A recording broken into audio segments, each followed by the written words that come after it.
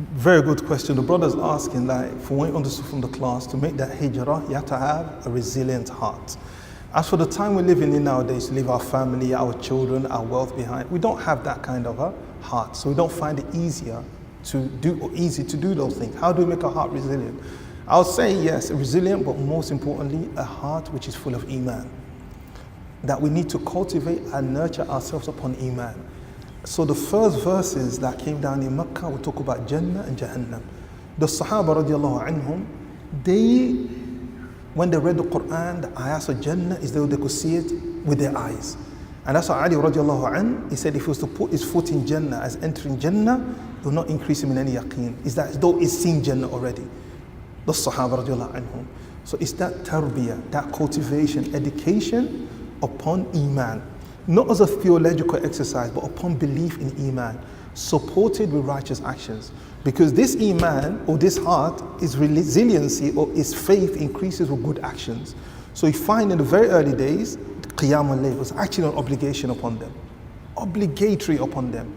So with Qiyam al-Layl, it strengthens the heart.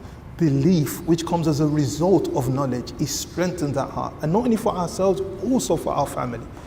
That you end up seeing this thing as a certainty. And that's why you find the people with the highest ambitions are the believers.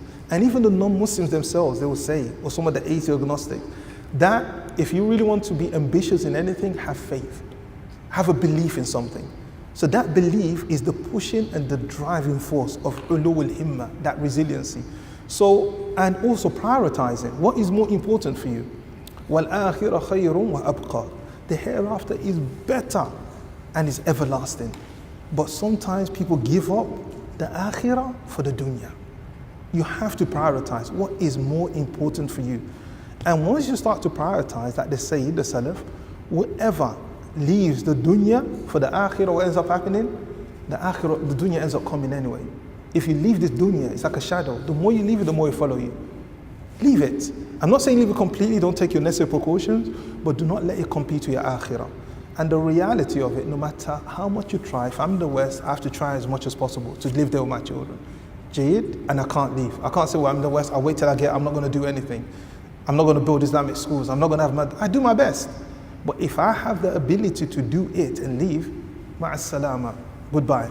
Seriously, it is better for ourselves and our children. Yes, people complain, oh, we have this, we could get this over there, we could get, I don't know what, education is better there, Look where that education is taking people.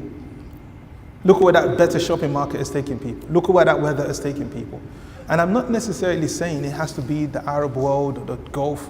We all have, many of us have places we could go to. Allah's earth is vast. Have the intention, but build yourself with iman. You know, strong iman is what makes you resilient. You know, it's not just reading the story, but iman. You have that iman, learn about Jannah, learn about the rules of hijrah, learn about the hereafter. It will make you resilient. Now.